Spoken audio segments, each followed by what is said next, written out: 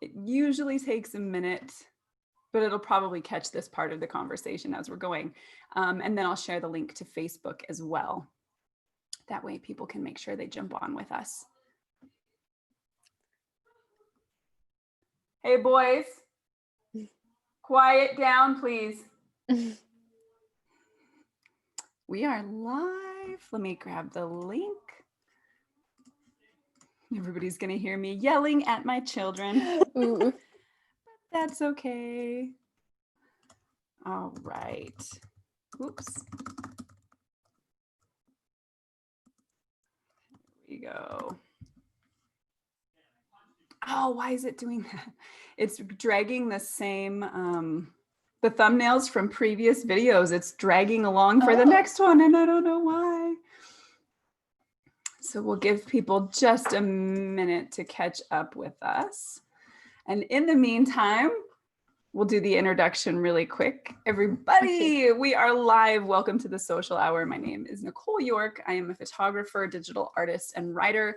And today I have an amazing photographer artist with me. Her work is so visceral and visually impactful. And ever since she was first recommended to me by a friend, I've been in love with her work and the mastery that she has over creating these images. And so I'm super, super excited to welcome Adobe Masterclass teacher and amazing artist, Pauline Goyard. Hi, thank you so much, Nicole. That was I think I've never been introduced before. I don't know. It can feel a little bit strange, can it? Yeah, like, oh, yeah. I was thinking I was watching someone else on YouTube. I was like, oh, that sounds like a cool photographer. Like, oh, right? Yeah, like, oh man, I didn't know I was that special. I thank you so much. Absolutely, I'm super excited. Like I was mentioning, a friend of mine, Jay Coy, had been following your work. Yes. Yeah, he's sending me so many nice messages. He's so a lot of sweet. Good vibes. Yeah, absolutely. And I was looking for photographers to feature in an article, and I was like, hey guys, tell me, who are you following? Who is amazing? Who should I know about? And he mentioned your name. And I went to go look at your work, and I was just blown away because it's absolutely unique for one thing. And then there's obviously a high level of mastery there that is able to take these visions that you have and then build them into something that's really believable, which is not always something photographers accomplish in the surrealism or fantasy-esque type genres. So it's really, really incredible stuff. So I want to start by asking, what got you into photography in the first place? Yeah, so I think it's what you said, about my work. It's also because I have maybe a different background than most photographers. So what happened is when you are in high school and you have to decide which school you're going to choose, I was hesitating between photography and design school. And I went to design school for 5 years. So my passion is not really photography. I'm going to have a lot of photographers like me. It's like photography is just the tool that I'm using, but my true calling is to create visuals with meaning. Like, it's like how to communicate something visually. So that's why it was relevant to do graphic design, because I learned all these skills for like 5 years, and then I worked, and I'm still working. I'm more like working in art direction than photography at the moment. So I think my skills, like, it's a long process to learn how to like communicate some emotion and so visuals, and it's really different from photography. And I think so what happened, I did the studies and I was like, yeah, I really love it. And then I arrived into workplace, and then I didn't love it anymore. So I spent like, I think 3 or 4 years working as a graphic designer and art director. I was running away from any contract that was more than 3 months because it was horrible to stay. I was working in advertising agencies, all this kind of stuff. And after a while, I was like, I can't take it anymore. I have to get back to my first calling, that was photography. That was what I wanted to do. So I quit everything and I gave myself 1 year to learn about photography. So what I was doing is I watched some videos in the morning to learn all the skills, because I knew how to like compose an image, but I had no idea about the technical stuff, like the studios, the lights, the camera. Even Photoshop is very different. Like we're not really, when you're a designer, you're not a Photoshop superstar. You know how to use it, but it's very different. Sure. Or were you in design a lot and other programs like that, or? Yeah, I know InDesign, Illustrator, After Effects, Premiere. So I think I have this thing that even though my community is more creative people than photographer, and I think it really shows, and that's why it looks also different. Right. Yeah. So yeah, I got away from design, got back to photography. I opened my portrait studio. Took me years to make this thing work, and when it finally worked, I was like, okay, I'm out. I'm going to live in Bali and start something new. And yeah, here I am. That's awesome. So it's really interesting you say that it's not about photography per se. It's about the final image, and photography is just part of how you create that, right? Yeah, exactly. I think one thing that sometimes bothers me, it's photographers, like we get lost into the technicals. And one thing that I've learned in design school, it's like technical is not important. Like you have to have like a strong idea, a strong concept. And when you're a beginner, it will like suck. It will be hard to make it look good. Right. But when you start to be like a very technical person, you can't grow into being a more creative person. So it's better to grow creativity, and then you find a way to do it. You learn the process, the skill, everything, the photography, the camera, instead of doing the opposite, I love that. I feel very much the same way. A photography feels to me more just like a tool in order to get to a final product. Yeah. Although I enjoy the photographic aspect and working with people in studio. It's just a piece of the puzzle. It starts with the vision, and then everything builds on top of the vision. Yeah. And sometimes I do feel the vision is a bit like left on the side, and that's I think it's super important. I agree. And I've seen often a lot of photographers who have very strong technical skill, but their work never feels alive. Yeah. Even though it's technically perfect. Yeah. And it's like, it's another pretty picture. Like, whatever. Right. Yeah. And you look at it and you're like, well, the exposure is perfect and everything is sharp and the composition is fine, but there's no life in it. And so I think that's so powerful. And I hope people take that to heart, that you can build the skills you need to suit the vision that you have. Yeah, exactly. And that's why also I'm a strong believer that the gear is not that important, and what you have, it's more about what you want to say and how you show it. And even if it's like all messed up with plenty of like, his picture is grainy because you have too many ISO, and it's fine. Like it's fine. Like just like focus on the message, and then you find a way to make it right. I love that. So we have some people joining us already. Olga Tanyanin is here. Becca Bjork is here. Gary Monroe says he audibly gasped when he checked out your website. Thanks. Thank you. And Hannah Walker is here, and she said that she loves the philosophy of creativity first and then find the tools to suit.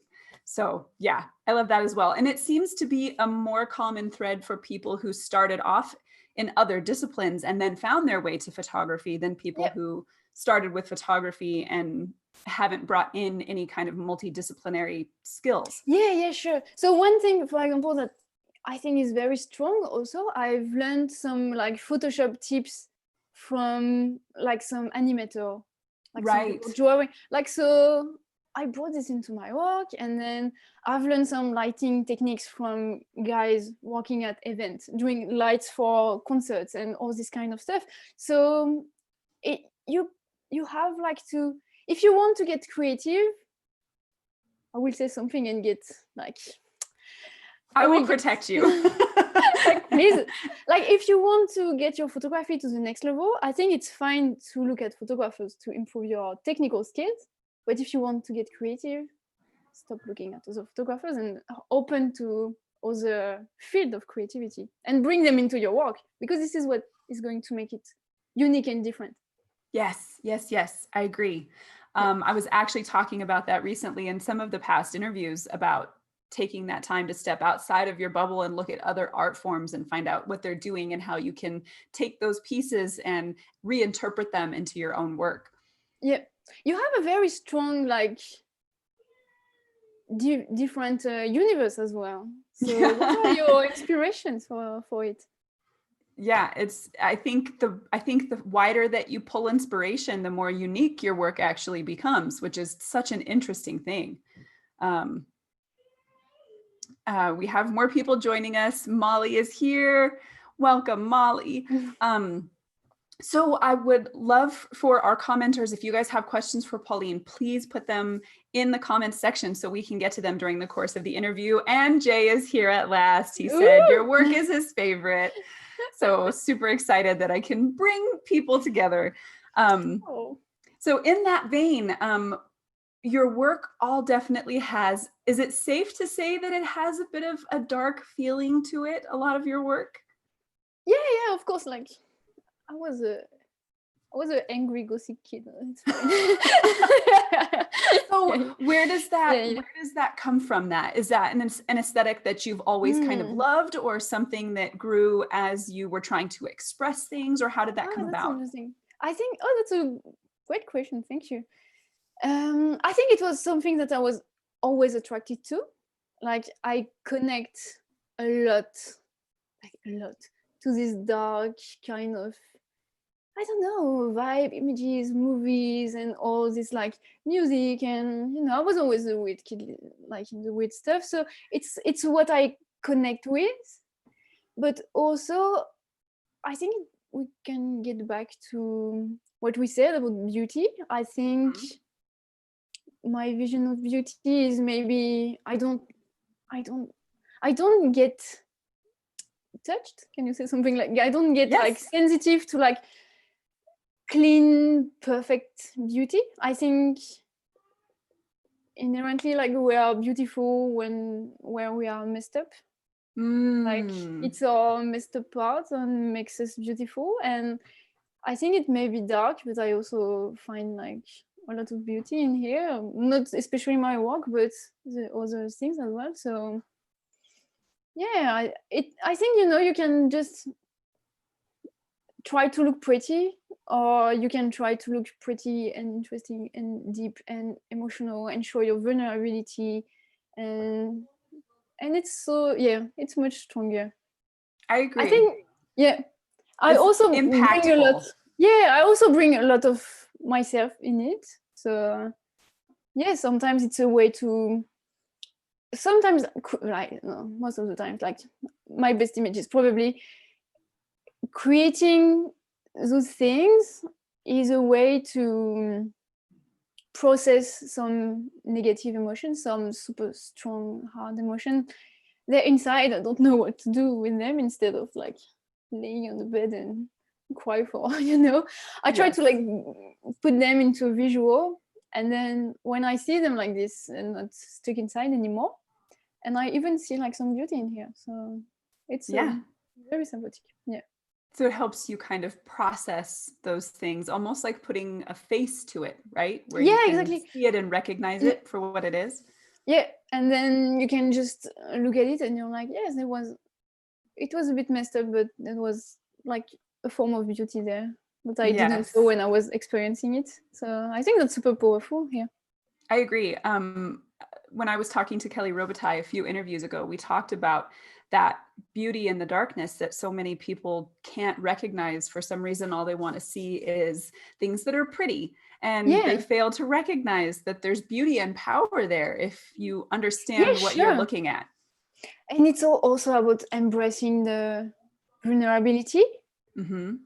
And I'm also a deep believer that when you show what you are inside, like your messed up part, it's, I don't know, it's where it's broken and it's beautiful, and I really want to show this even to my models and clients and everything. Mhm.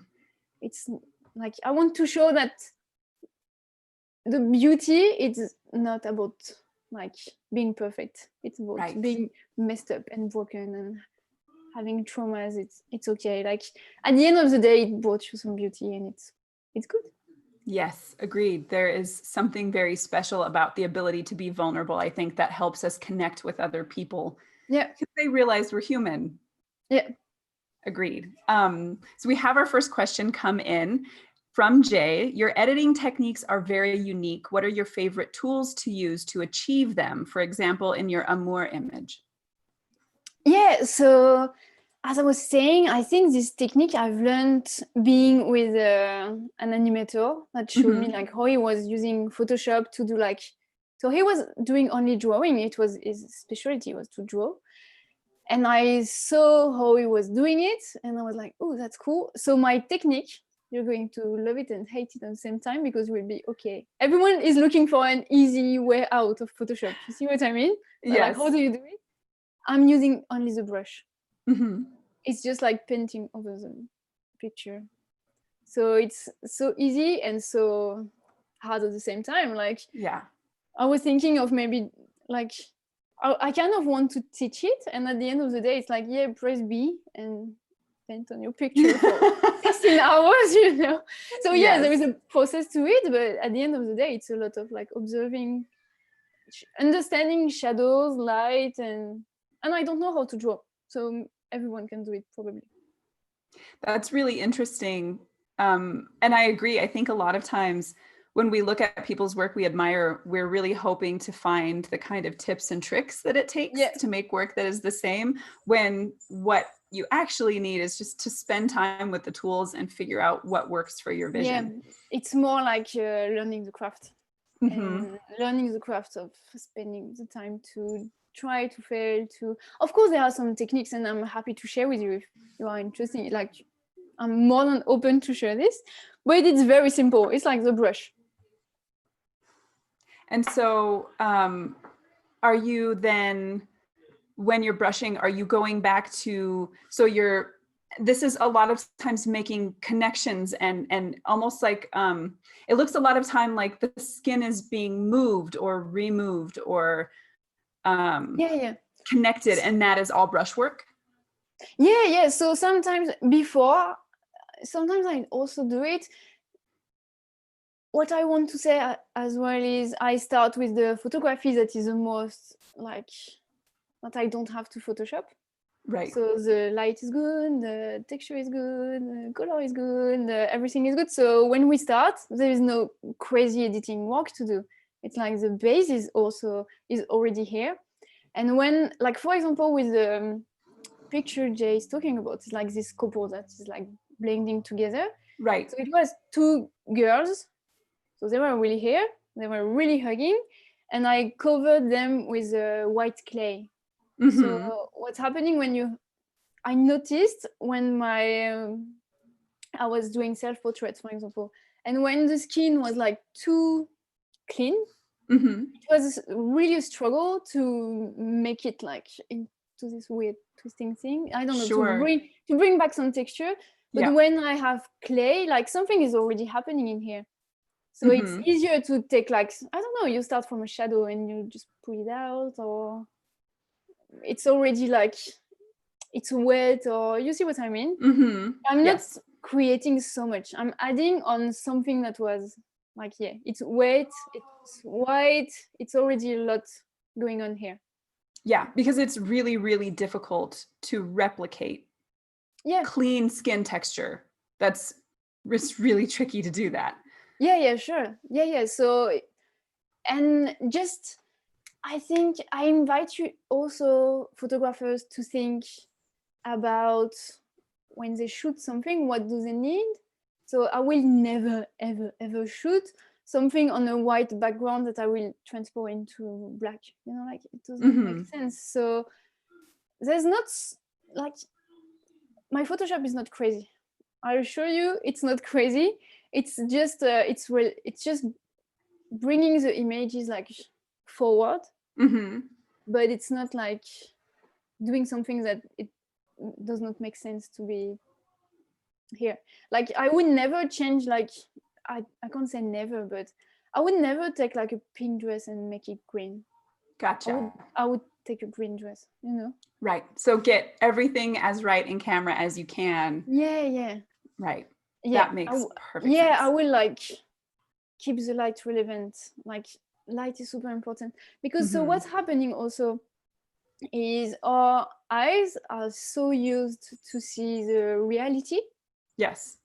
So I think when you introduce my work, you say like there's a lot of craft. I think it's because I keep it very simple. And we're so used to see reality, so when something is off, we can see it right away.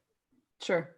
So when you keep this thing of like, okay, I want a red dress, I will find a red dress, and then it's on a black background. I will do a black background. If the texture, like the skin is dirty, I will like put dirt on my model or get them naked, or you know, like, so I will do the maximum things that I can in shoot. Yeah. So you make your Photoshop life easy, and then your images look like, okay, it's believable. Yes. Agreed. Oh, yeah. Puppies. How is it for you? Because you add a lot of elements. Like what you do, I would not try. Oh, with compositing? Yeah. So, surprisingly enough, most of the time is not as hard, as difficult or as hard as it would seem if you start with a background or something like that already in mind for the image, so you can light it with matching light, and then that way all you're really doing then is putting somebody in the scene and just replicating shadows to make sure that they feel like they're actually there. That being said, a lot of times when I'm adding something like a digital backdrop or something like that, I don't intend for it to look real. I want it to give the impression of a place rather than make it look like they're actually in a place. It's usually pretty rare that I'm going for full on realism because, like you said, that's number one, it's really, really difficult. And number two, if you don't get it right, people feel like, that it's not. Yeah, they can tell. They can tell for sure. We have a couple more questions for you in here. So Gary that's interesting what you say about feel. Yeah. About what's that? I think it's really interesting what you said about like it's more about having the feeling of the background more than they are in the place. Yeah, that's really cool. I love that we can take the same tools available and the same, you know, we can use a camera and we can use Photoshop and we can come at things from completely different angles and end up with widely different images based on what our vision is. I just find that so amazing.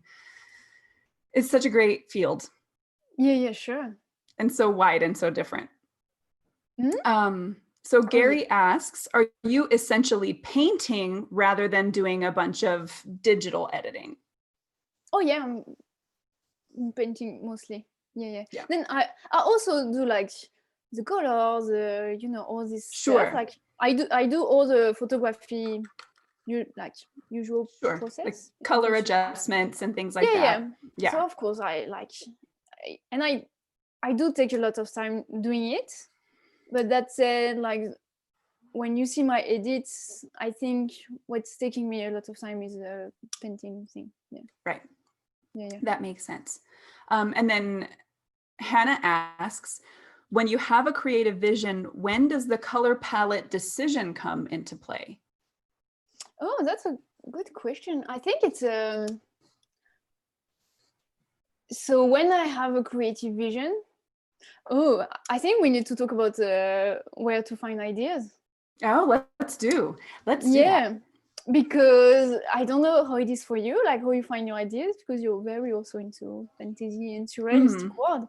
But I think when I find my ideas, like they're in my head, so it's just basically the pictures that I make are something from my imagination. So the color is already here, and then I just like put it back into reality.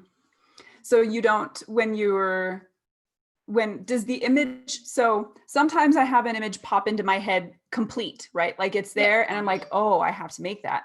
And then sometimes I'll have an idea for an image that I have to then kind of process until it becomes a real thing. is it, Yeah, so that's does the interesting. same thing happen to you? Yeah, so for my photography work, it's just like it's a vision and then I just have to do it. And what you described, the second part, it's more my design work. Ah, okay.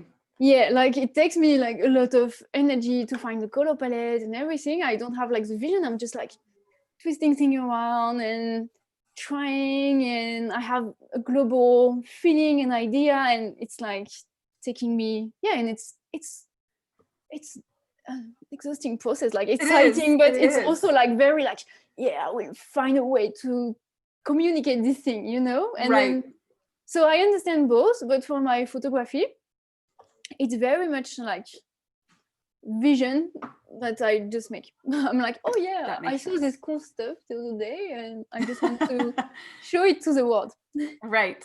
So are you still then, now that so you started off in design, you moved to Yeah. photography a little bit. So what is it that you're doing now living in Bali? Are you making your living with design work? Are you doing fine art photography? Yeah. What are you doing? So I think I'm happy to talk about it because I struggled a lot with this. It was a big question. I was like, okay, I like design, but I can't spend like, I don't like it as much to spend all my life doing Sure. it. And then I went into photography. I went like 200% into photography. And then after like 4 years, I was like, it's too much. So no, I'm very happy like doing everything, you know, because Mhm. like I'm following Sue, you know, Sue Bryce a lot, and she was Sure. always saying like, yeah, you can't try like two horse with one ass and everything. And I was like, yeah, but I love everything, you know. So I was not doing, Yes. yeah. So everything started to be a struggle. So now I just accepted that it's cool to do so many things. And yeah, so I get to do photo shoots. I still do portraits. And Mhm. so some designs job came back to me. I Sure. did not request them, but they were just here, and I was like, yeah, cool. And the projects are like super cool, super aligned with my values, and the budget are interesting. So, and I also do fine art. Like it's Mhm. cool. I have these opportunities to speak and sell prints, and I don't know, like it's a mess. It's all over the place, but I've never been happier.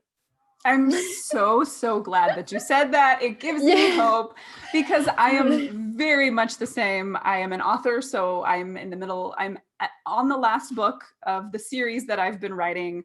I am a photographer, and then I also do digital art. And sometimes it definitely feels like there's, how am I ever going to do all of this? Oh yeah, and if you speak to like a coach, a business coach and something, they will just like pull their hair out. Yeah. And you're like, I sorry. know. And then I thought so many times what you said, you can't ride two horses with one ass. I thought like, okay, I'm going to Oh end up yeah. having to pick something and focus on it. But just the thought of cutting things out of my life is terrifying for me. Like the thought of not writing another book or not making another photograph or only doing it Yeah. every great now and then is scary to me.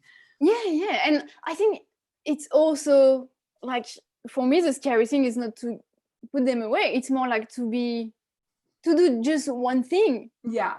Like I get crazy. I mean, like those images are taking a lot of energy out of me, and Yeah. they bring something else, but I can't be doing this every day. And my branding clients are like super cool, but one a month is good for me. Like I'm happy to just like, I can't deliver like developing a brand like 10 a month. It's just impossible. I just want Right. to build something really meaningful here. Same, I do a photo shoot, and then I love like photo shoot, like photographing people. I love it. I just can't do it every day. It's draining. Yes. Like I just want to connect with a person and have a great time and listen to the story. And if I do it every day, at the end of the week, I'm like, I so much connect with that because you're putting so much of yourself into each yeah, project that exactly. if that becomes every day, then you're drained and there's nothing left. And soon Yeah. the joy that you got from photography is gone now. So it is kind Yeah. of great to have those other places that you can kind of give Yeah. yourself a mental break and recharge this area by focusing over here. I pretty much left my life in Paris, like in 3 months, sold everything, closed the portrait Wow. studio, and moved to Bali to have like, okay, just I will find a way to make money and everything. But I was drained. It was too much. Oh, Yeah. that's so brave. It's so hard I to. don't know if brave or a bit stupid or a bit of both. Well, I mean, you're happy in Bali, Yeah, sure. so it was brave. Yeah. But Yeah, it's in a lot of hindsight, it's challenges, you know. easier. It's Yeah. like it feels like, you know, it never stops to be a challenge. You're like, yeah, I've been building this photography studio. It took me like 4 years to make it work, to have an income, and then it starts to work, and you're like, yeah, but I'm not happy in here. I just Yes. you leave everything and you start again something else. It is, I think it is a brave decision though. And it's amazing too that you were able to recognize that you were not happy and then take steps to change things, because a lot of people, photographers, I feel like especially, we start building this business and then we start losing the joy in our work, but we just keep chugging on because we're afraid of failure and we don't want to give up all the progress we made, and we get stuck in this cycle of, I'm not happy anymore, but I want that success, so I'm going to keep going. And for you to be able to recognize and just be I like, don't know. nope, changing everything. I think I was a bit forced to it. I was probably burned out. Yeah. Yeah, if it was just like, oh yeah, I'm a bit tired, I can't, like, I'm a bit drained by listening to the Right. clients and making them feel good, and I don't find my balance here, and I struggle to like get the payments on time and everything. So yeah, I was probably burned out. Like, honestly, it was not. Yeah, I think when your health start to decline, you have to listen. Yeah. Yeah, I think it's a Agreed. breaking point, because if it's just your head, you just think you're doing like, I don't know, whinging or something. You're like, yeah, I should not be Right. whinging. I should be grateful. I built this thing, but when your health is start to decline, you're like, okay, I'm out. Bye. Yeah. That's good, because a lot of people really don't, and not enough Yeah, people sure. pay attention to those signs. So that's really important. Yeah. So we'll grab a couple comments really quick. So Gary was curious about how close your ideas actually are to the finished images that you create. So it depends. It depends on the images. Sometimes I have a very, very, very like strong image, and I'm like, okay, I will make it right. I have like sketches everywhere, like properly everywhere. I have like this stuff going on everywhere, and sometimes it's really fun because usually I draw my sketches. I don't draw, it's just like some visual Sure. thing to remember, to help me like remind me my ideas, and then I forget about them. I do a photograph and I find them again like randomly, and I'm like, oh, it's exactly the same, but it was not really on purpose. It was, I think you make an image when it's, I don't know about you, but I have like thousands of ideas, but sometimes there is one that becomes an obsession. Yes. Like I start like drawing it everywhere. Like I have one here, one in my notebook, one, and it's like the same, and I don't even realize it, and then I know I have to make it. Yes. Yeah. Yes. So sometimes you get them right on, and then what about the other times? And the other time, I just try, experiment. I fail a lot, and see what happens. Adapt. That's the process, definitely, is Yeah. And then sometimes I will fail, and then I have to put in an image away a little bit because I feel like a failure. I'm like, oh, I'm not a good photographer, and then come back to it later and am able to see it with fresh eyes, and then work through it and make changes, and then strangely enough sometimes end up with something I'm really thrilled about, even though initially I was like, oh, this is not good. Yeah, it's hard. Like the creative struggle is real, huh? It is true. It's true. Yes. Yeah. Let's see. Sometimes you also have like a vision, and it's Yes. really hard to like, you don't have the skill yet to make it yes. right. Pull your hair out. And this is like all the time. And I feel for example, like the couple that is blending in, I had this idea for maybe 5 years, but I I only love, took. So there are two things. There are like having the skills and having the yes. courage, the bravery to do it, because that's scary. Yes, yes. And Yeah, I get a lot of people who will message me and say something very similar, that they want to make things, but they're afraid that they're not creative enough or that they don't have the skills to do it. And we've talked about before how there are times when an idea definitely has to be put aside for a little bit because you need some time to build up the skill set to create that. And then also there are times when you just go for it anyway and learn as much as yeah, you can along the way. And if it doesn't match your yeah, expectations, then come back and try again and see what else you can do. But I think it falls into such a great place to say that the vision comes first and then build the skills that it takes to create what you want to create. And sometimes yeah, that yeah, takes a long time. yeah, sure. And even like I would like also say something else, like take your vision and find a way to make it. Like just draw something and find a way to make it. Like the answer is not in your studio, and the answer is probably not on someone else's image that was already made. Mm-hmm. Like if you want to get creative, you have to find a way to get a creative way to do things. So sometimes that's like a tiring process, but what I want to say by this is you don't really need to have the studio equipment. You need to have find a way to make it whatever it is, you know. I've Yeah. done some really weird shoots with just like LED and nothing, like €5 budget, and it's just like MacGyver. And because it's yeah, because you never know like what your vision is going to be, and I don't Right. want to be forced to be put into like, okay, I have a softbox here, a white background and everything. I just want it to be like a vision, and then I find a way. Yes. Yeah. Yeah. Agreed. Um, a recent fine art series that I did, literally that was what happened. I'm like, I have people laying on the floor and I'm blowing smoke at them and I'm standing on That's really things, cool. and I love this one. it's just, yeah, it's just a big mess. I mean, when you see the behind the It's scenes really in cool. studio, I'm like, I've piled things in my garage and we're like, somebody's waving a board to try to make sure Yeah. that the model can still breathe. And it just looks like a big Yeah. disaster, but that's kind of what it took in order That's to my take what favorite was in my image head actually. and make it real. I love them so much. I definitely want to explore more in that direction, but I have to be able to bring people into the studio for long periods Yeah, of yeah. time. And of course, right now we can't really do that, but that does leave open the question of, the possibility of maybe learning to be a better painter, because Ooh. maybe Yeah. that makes the job easier Yeah. if I can't get to people. Yeah, sure. Yeah. Whatever it takes That's to get the great. vision out, huh?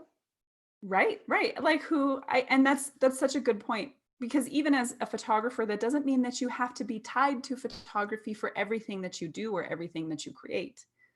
Yeah, sure. Yeah, yeah. Oh yeah, yeah. Um, so Jay says, with your photography or art, where does your main source of income from? So are you looking at, are people hiring you to create, or are these your personal fine art things that you sell, or where does that come from? So I think for my fine art images, I want to keep it like my fine art thing. Mm-hmm. I will do like a portrait, and if you want like a fine art, something like creation, and I'm really happy like to create something for you. Sure. Like I will like spend probably hours, like I want to hear the story and everything, and then I will get into my cave and say, okay, we can do this, you know. Go And climb into the then we create cave. something together. Yeah, and so we can like create something together. And but I still want to keep a space where I just like I can do whatever I want, and most importantly, I can allow myself to fail. And when Yes. you have a client and when you have to deliver something, you are not allowing yourself to fail. And I think failing is an important part of creativity. So yeah, and I think like you find a way to make income by selling prints, by Hmm. like it's still really good for your career and something, you know. But for me, I want to keep I just want to keep a tiny bit. Just please let me make art just for nothing, you know, just for making it, you know. Yes. And then for Mm. those fine arts, do you sell those? Are those things that you want to do gallery shows with, or how do you approach, do you do them just for yourself or do you monetize them as So well? I think it was always my big dream to have them like printed big and everything. And honestly, I've always been super terrified of it. So Oh, no, so I think for the first like oh, I'm going to say like, for the first 32 years of my life, I was too like probably too scared to go through like galleries and everything, and I felt my work was not ready yet. But no, I've grew like a lot more confidence and everything, so I'm excited to jump into like selling prints and everything. But that was yay. yeah. And I've ordered some prints and I will put them on my website, and I sold them. Like people ask me for prints and I'm like yeah, but it was Yes. really a big block for me. It's a big Wow. block. I don't know why. That's interesting, but yeah, it's a big block. And yeah. Was it, do you think, had anything to do with maybe seeing the work in print and feeling like it wasn't as strong as you thought it was digitally, Oh no, or? because I like I don't want to sound like I love what I do. I think like I spent so many years having these skills, and I really recognize like the quality of it and everything. It's just Right. I like honestly I don't know, a big block. So I found like 25 other ways to make money, so it was not also a problem. But Right. but yeah, yeah, you know, like sometimes what we want the most in our life are the most scary thing also. When you don't That is care about true. something, it's easy, like I don't know, like yeah. No, that's very true. There's something scary about actually achieving a goal, and then what comes after that? Like now you've done it and you have to find a new goal. There's getting to the mountaintop means that you're done now. Like you've climbed all the way up, and where do you go? There's Ooh, definitely some I kind of, have big goals. So that's cool. But yeah, and that's really weird to speak about this here, because I know like I've met a lot of like the cool photographers in the US and everything, sure. and this is not something that people say usually to everyone, you know.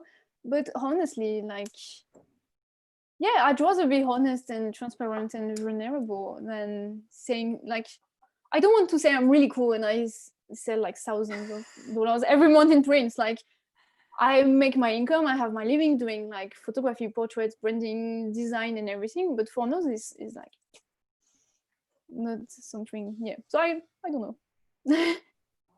I think it's important to be able to talk about that stuff because it's too easy for people to build personas around who they think other people want to see and just say, oh, yes, I make millions of dollars every month with my photography. And don't you wish you were Yeah, me? And and I'm not really most human, but I look human.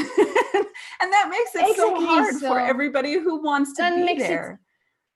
exactly that makes it so hard. And let's be honest, a lot of these people making like the millions and not selling photography anymore, they're selling Hmm. educating people to make photography. So, and I'm Sure. not saying this is a bad thing, but No, this is a reality of it. So yeah, like yeah. I agree. I think it's going to be important for us to remove some of the stigma around the fact that you don't have to be a full-time photographer and business person in order to be a legitimate artist or photographer. Yeah, sure. Yeah.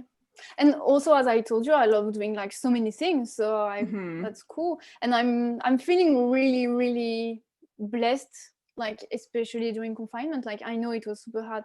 Every photographer's got out of a job, you know. And Yeah. I'm super happy that I've got this design skill and I got back into design. I mean, Right. I can make money here. Yeah. That's true. It So definitely makes you more flexible and liquid, I guess. yeah, I think it's everyone has to find its own way.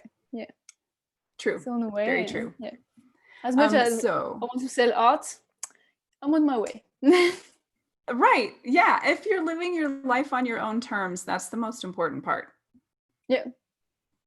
So I hope it Um, helped someone I from the hope, chat. Or I think it will. And I hope for when the article comes out, I hope people really take that to heart, because it's too easy to fall prey to the stereotype that's created around what a successful photographer looks like. And yeah, they're always taking photographs and they're selling and they're speaking and they're doing all of these things. And a lot of times we don't realize the other things they're doing to supplement that income, whether that's, you know, maybe I write for a publication. That's one of the things I do that's photography related that brings in yeah, income, so that when I'm not working in photography, I have that. And I'm an yeah, author and I do other things as well. So that helps to supplement, but that doesn't take anything away from my photography. That doesn't mean yeah, that yeah, my exactly. work isn't legitimate or worthwhile. So I think that there are probably a lot of people who needed to hear that. Yeah. So we'll go to another question really quick. So Gary Monroe wants to know, is there an image you want to make and have tried but are unhappy with the results, and so it still remains a goal? And then if there is, how do you make adjustments in order to get to your goal? So what you're saying is, I have like some sketch lost somewhere of something I want to do, but I didn't manage to do it yet. I think what he wants to know is there something you tried and you were like, oh, this is not what it's supposed to be at all? And then if you did, how do you go about changing things so that you can make that image you want to make? Okay. I'm trying to think. Yeah, I think it happens all the time. Depends. Like, I don't really know about the changes. Yeah, I think it comes. So sometimes there's two things. Sometimes it's, I have this idea and I really want to make it, and it does not work. And it does not work because when I see it, then it's just like, it's not that good, and it seemed like it was a good idea, but at the end of the day, like the result, I'm not too happy about it. This happens Mm-hmm. also, and it's fine. Like, I won't push it. You see what I mean? Like, you just Okay. realize when you do it that it's not that great, and you're like, yeah, okay, next. So I'm not sad, and I just like bury it somewhere in my hard drive. And sometimes you want to make something and you just don't, like, it's just a failure. And this, sometimes I think it's the same. Like, I don't know, if you put like a lot of energy in one image and it doesn't really work, I think at some point you're like, okay, I will make another one. I don't know, I think I will get rid of it. But Yeah. yeah, I don't know, how is it for you? Um, Like, just the most of the passion is not time, there anymore, you know? yeah. Most of the time, I find the ones that didn't work were the ones that were made kind of on the fly most of the time, or where I didn't really have a strong final vision. Sometimes I'll be Yeah, working with somebody in studio and just have an idea and be like, ooh, this is an idea, and do that and think it's going to be great, and then start working on yeah, it and realize, okay, maybe my idea wasn't as great as I thought it was. yeah, But other times, like with the fine art nude series, initially as I was putting together, I was just not happy with how it was turning out. And I had such a big vision for it. And I was so disappointed that I did have to set things down and walk away, and come back to it later. And I eventually scrapped the entire first image and built it again from the ground up, because I was able to come at it with fresh eyes, but also I like to keep a group of people around me who I respect and admire their work. And I know that they'll tell me the truth. And so when I come to them and I say, here's what I'm doing, please let me know what you think, then they're able yeah, to give me some perspective from outside and say, well, you know, I think maybe the issue is the composition, or the light doesn't look right over here, or there's empty space or something like that. So at least yeah, I've it's kind of like taking the blinders off, because you can get, I think, so trapped sometimes in your own idea that you miss some of the outside things. So having people who understand my style and they're not trying to push me to do something I wouldn't do, who are able to be honest with me, I think that is always a good way to get a little bit of a push past a Yeah, block. sure. Yeah, I think you're absolutely right. Like having yourself surrounded by people that you trust, like people you see as equals, and Right. they see you as equals as well. Like they value your vision and you value their vision as well. So Mm-hmm. I think it's very important to have these people in your life to refer to when you need to, when you're stuck. And I do it like all the time. Yeah. And yeah. Surround yourself by people you really admire, and they admire it as well. So they will like, you have this energy, and you can show them something, and they will say the truth, to you. Yes. They will not say like, oh, ooh, la, la, la. They say, yeah, Yes. and the color is wrong, and you won't cry Mm-hmm. about it for 2 days because you're like, yeah, I Right. think you're right. Yes. It, like Agreed. it Agreed. can't. Yeah, you have to find people you respect and you trust, because when it's the wrong people, like if someone you don't really like, I know, like artists, we have like this ego thing. Mm-hmm. Like if it's someone, sometimes I spend like a lot of time doing something, and someone that's not working like in design or something comes and give me like an advice on something, it will piss me off. Yep. Yep. Well, oh yeah, you should have done this like in green, and I'm like, and I try in green, and then it's white, and then I'm even more pissed off, and I'm like, Yep.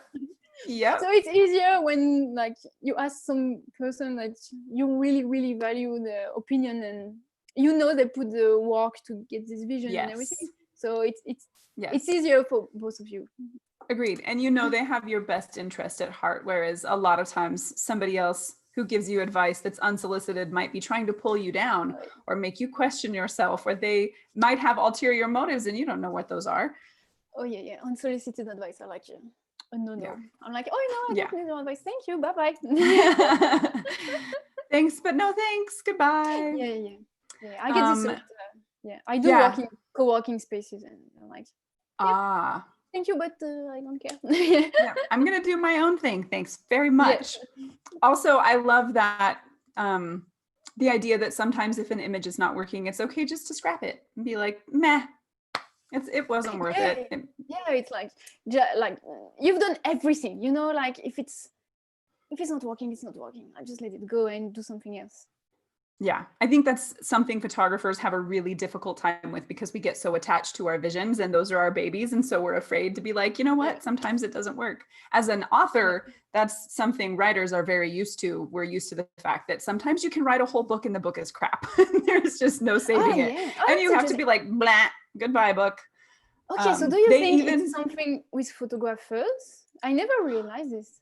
I'm not really sure, to be honest. So for authors, they actually have a term for that. It's called trunking or shelving a project. So if you trunk it, it goes away. It's in the trunk now, and it's just not a thing anymore. Yeah, and I think for writers who want to be commercially viable, in order to be able to sell to an agency or print house, they have to have work that is of a certain caliber and meets certain standards. And sometimes there's just no way that the thing you want to make is actually ever going to be there without becoming something completely different. So that for writers is just part of the game. That just is what happens. And for photographers, I'm not sure what it is that makes us cling so hard to the things that we make. And it might be because I think often writers realize that they are craftsmen. So we're always craftsmen, like you're always building a thing. But it's hard sometimes, I think, for some photographers, for us to separate ourselves and realize that, okay, sometimes we're artists and that vision is important. And sometimes we're craftsmen and it's okay to go, it just didn't work. Yeah, exactly. Yeah, I never realized this, but I think you're right in my process, because I'm working like a designer. So when you do design, like if I'm working on a logo for a client, I do like 75 of them. Yes. And I'm showing 3, and I'm like, it's all right. And then at the end, there's one, and sometimes there's not even one, because you like you did 75 logos and then you show 3. Yep. And then they're like, it doesn't happen like this, but it's more like there's always one. But if it's not, like, it's all right, like you just throw them away and do something else. It just doesn't work. So you, like, my images, I think, for what you see in my Instagram, I make like, I don't know, like a lot of them. Yeah. And what you see is just like the final thing. Yes. But you have to throw away a lot and be okay. Like, it's fine. I never realized it was so natural for me to just like, bye-bye.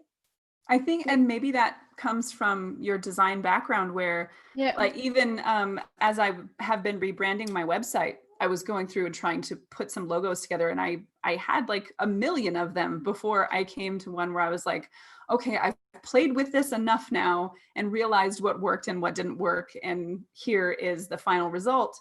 And often photographers, especially beginning ones, I think as we grow, we learn how to cull our work a little bit better and separate out the things that don't need to be there.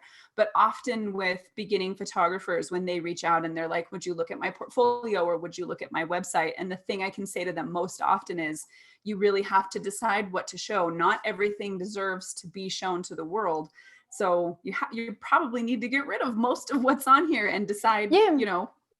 Yeah, and so that's also interesting, because one of the like design philosophy is it's easy to add things, right, but it's really hard to get things away. And being a designer, like, I'm learning to strip everything away to keep only what's interesting. So I'm realizing that it's also in my way of like working, but in the images as well, it's like, get rid of everything you don't need. And like I see this a lot of people like putting everything in one image, but it's all right, like, just strip away and keep what's important. And this is the hardest thing to do. It is. Yeah. And I think that comes down to, you have to have a solid idea and a solid composition in order for it to be naked without all of the additional adornments, right? Like, it's easy to find the prettiest dress and the best wings and smoke and a flower and just put everything in there. When oftentimes, if it was strong already, then you don't need all of that extra stuff to tell the story you want to tell. And it's really hard. Like, the simplicity is a hard thing to do. Agreed. But this is how you're going to get to the next level with your work. Is like, strip away, like, get away of everything you don't need. Like, I decided I don't need clothes anymore on my model, because a dress is bringing a meaning, right? Like, something that you put on someone is bringing a meaning, and nudity has its own meaning, but it's something like, I strip away something to add a meaning. Yes. See what I mean? Yes. So I get like something, it's it's simpler, but with more meaning. Yes, I love that. Oh, I love that. So a few comments coming in. Stacy said that you give her hope. She has an image she's restarted 3 times and still feels like she can't quite get it. So she's going to try again from the beginning in a new way. So that's awesome, Stacy. Let's see. Yeah, it sounds like a lot of people have done that before, where something is just not working and they have to put it away and then maybe come back later to see if they can continue to improve it or find a new way to deal with it. So that's pretty awesome. All right, guys, we are at our hour, so we're going to start closing down. If you guys have more questions for Pauline, make sure you get them in now so we can cover them before saying goodbye to her. And as we wait to see if anybody has any more questions, that was super fast, though. Yeah, I know, the time goes by really fast, which is why we so often go over, because we start having these great conversations and then it's like, oh, I can't believe it's been an hour and a half already. You can do this all day without problem, you know? Yeah, it's just great talking to people to creative people, because everybody is approaching things from their own perspective. And so it's always great to hear how they're taking their own ideas and their own purposes and using these tools that are common to most of us and then making their own thing with them. So I love that. So I did want to ask you, as a As an artist, how do you go about building those important relationships that help you further your career? Ooh, networking. Yes. I love this question. I think so. I have very few superpowers, but I think one of them is networking. I don't know. That's a good one to have. Yeah. Like, so I will start right away. I suck at social media. I have to force myself as well. Like, it's all right. I suck at social media and I don't enjoy it. So I'm just like, I kind of not give up because I still like use it, but I'm not like a super master at social media. So I will not give you any advice here. But I'm really good in real life. I think so. So I think we kind of forgot how to network in real life because now everyone relies on social media so much. Yep. And I'm saying this and I'm here thanks to Jay, which is someone that found me on social media. so sometimes like you never know what can happen. And so for me, networking is really, really important. And I really love to connect with people and to speak with them. And I think when they get to know you personally, this is where like it's much stronger, and they will like refer you and give you some work and stuff. And right. So for me, it was a lot of like building personal connections. And I must say, like every people that I'm working with, like they basically became my friends at some point. Yeah. You know, I've grew this network of like creative people. So how to do it? Because that's a big question. Like, yeah, it is. So, for example, I will go to all the events that are cool, and so in Paris there are heaps of them, but they are all over the place. You can go to like creative mornings. They are all everywhere around the world. So this is where you meet like creative talks every month and so. And then the next step when you're ready is to do talks at this place. These places are a great way to meet some people as well. And when you do talks, you're like suddenly become the model or something. So that's cool. Right. So I go to check on like Adobe website. They do crazy events everywhere around the world. So I know they do like a couple of events in Paris, like Adobe, something special. You have to get an invitation and stuff. So find a way to get there because every person in the audience is cool. Yeah. Every person in the audience is cool. Like those people, creative people everywhere.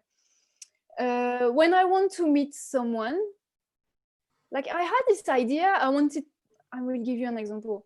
I wanted to do like a shibari photo shoot, something. It's still a bit blurry. So shibari is the art of tying women like in Japan. And so when I want to do something like this, I go on Facebook and I post a message and I say, hey guys, do you have contacts in shibari? No. And then everyone connects me with all the cool people in Paris. Right. Because it's such a small world. And I even had like some friends in Australia and say, yeah, I have some people. So social media are good for this sometimes. You just like ask people. If you want to meet people, ask them. You see, like, hey, like I'm looking for a retoucher. Do you know someone? And then you get the best contacts out of this. I think being present at like workshops, this kind of stuff, like in person, is really important as well, because this is where you get to meet the people in real life. And like I have a crazy story. Like I got to meet Sue Bryce because she did a workshop like 500 meters at my place in Paris. And I got to model for the thing. I don't know how, why. It was like crazy, but yeah, she basically did a workshop like 5 minutes walking away from where I was living in France. Yeah. And so I got to be present here. And this is how I got introduced to all these cool people, Sure. So be present, be here. Like be at the portrait masters, go talk to the vendors and everything. So yeah, I do a lot of things. One thing that is very important in my daily life, I go to like co-working spaces to work. Okay. So I get out of my place and I'm not working from home. And the cool thing is when you go to a co-working space, and usually you're basically more or less the only creative here. It depends where you go. but what's happening is people see you with a tablet and editing stuff, and they will just be curious and speak with you, and suddenly you have a Yes. client, because like every entrepreneur needs a portrait, like he needs a new True. portrait for his Yep. like website. So yeah, I will always go to co-working places. Most co-working places, they allow you to give talks, so you go give a talk about like how important it is to have a cool LinkedIn picture, and then they all Yes. you show them example, and then they're all queuing to have the portrait taken.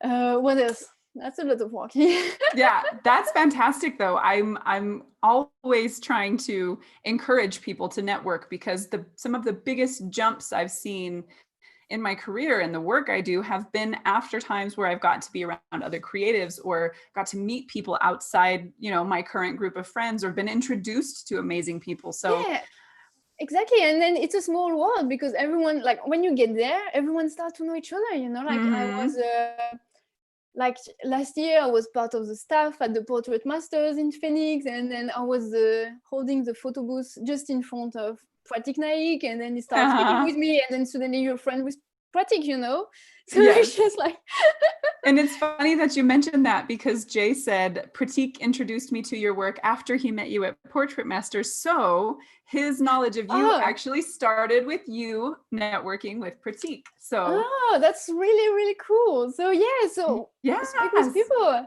And then I spoke to like one guy that was working for Sony at the Portrait Master. So I was like, when you go to trade show, I'm like, okay, I want to meet this brand.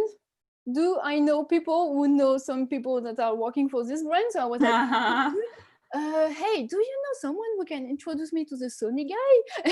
Yep. So I didn't go just here by myself, like find the people who can introduce you to the right people.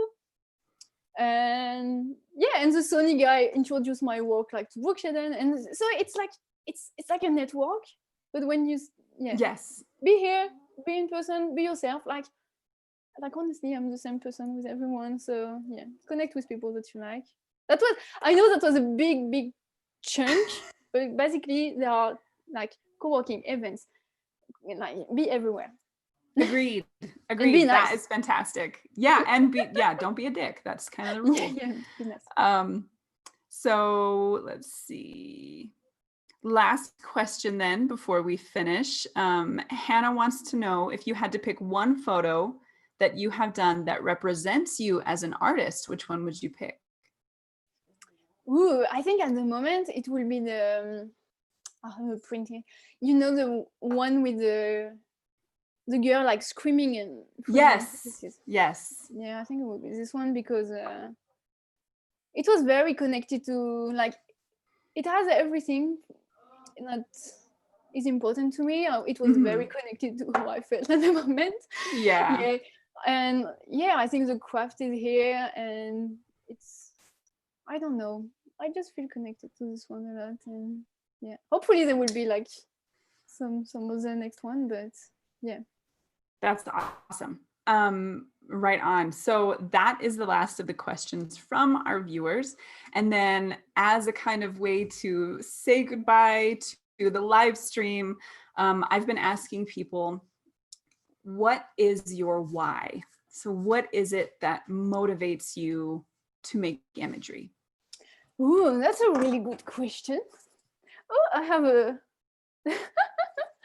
have a naked niece, 3 years old, just behind me. Who joined the chat. Yeah, so why is always like the big existential question. Yeah. Ouais. Quentin, tu peux fermer la porte? Sorry, I'm back. So, the why, I don't know. I think so. Yeah, I know. I wrote something the other day. So I was looking up for the other day. I was feeling like trying to find some answers for myself. I was stuck into like a very dark place and everything, and I tried to like understand what was going on. And I was watching someone speaking about trauma, and it was like a doctor, a scientist, and he was explaining like how the brain processes trauma and how what's happening in your body and like all this kind of stuff that helped me like understand what's going on to move forward. And it was I got very touched by something he said. Like at the end of the conference, he was really like a scientist. So he was speaking facts and data and brand and like this kind of stuff. And what he said at the end was, I think I got the quote, it was like, the function of art is to process the emotional traumas or drama we went through. This is like the beauty of humanity, is to make something, like to find a way to make something beautiful and meaningful out of something that was painful. I love that. I think this is my way. I like that a lot. I connect with that also very personally. I think oftentimes, whether we do it through connections or creation or something, we do have that ability to take trauma and turn it into a beautiful thing. And in a way that's kind of retroactive, because it never removes the darkness or the pain of the trauma, but it does take it and transform it and make a new light out of it and show that it doesn't have to control the future. It can be twisted into something. Yeah, it's never about removing. Like, that's probably why I don't like pretty images, you know. It's not about removing the imperfection. It's about like keeping them and like transcending them into something that was keeping and was living through.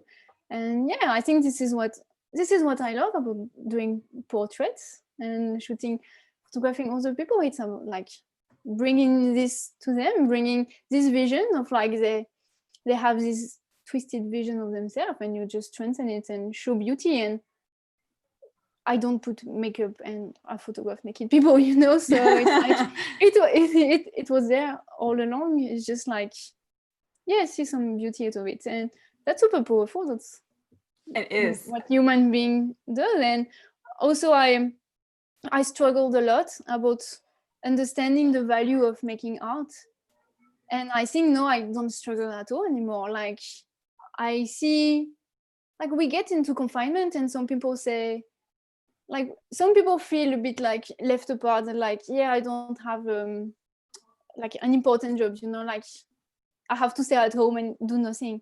And I don't feel like this, because everyone stay at home, and what do? Like, they watch Netflix, they read books, they connect to someone else's art. Yep. And this, like, to keep the sanity, you know. Yeah. So yeah, I'm like, yeah, what the hell? Even if it's the end of the world and everyone needs us to like tell stories and bring something else, bring beauty and transcend the reality we live in that kind of sucks at the moment. So yeah, like, transcend the reality we live in. Sometimes it's super important. Perfect. We are going to end on that note with our live stream. I love that. Everybody who joined us in the comments today, everybody who watched, thank you guys so much for being here. It always means a lot to have you guys here to interact with these amazing artists and to know that we're kind of all together as a community engaging in these great conversations. If you guys are finding these powerful, interesting, worthwhile, if you could like, subscribe, and share this content, that would really be amazing, because if you love it, there's definitely more people out there who need to hear wisdom like Pauline has to share. So I would truly appreciate it if you guys would do that. And the next time we are live for this, I believe we have, let me check really quick, but I believe we have Nino Batista, I think, is the next person on the list. Yep. So Nino will be here with me on the 3rd. So if you are interested in learning about how Nino does things, his amazing glamour work, then please be here for that next Thursday. And until then, thank you guys so much for joining me. Pauline, thank you so much. Thank you so much.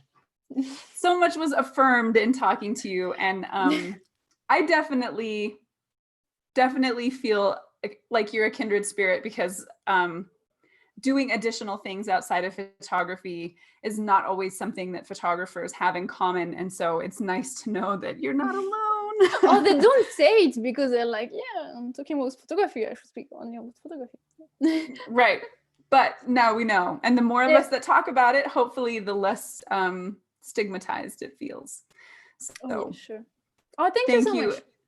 Yes. That was really, really cool. I enjoyed it as well. So we'll be signing off of YouTube. Bye, everybody. Bye-bye.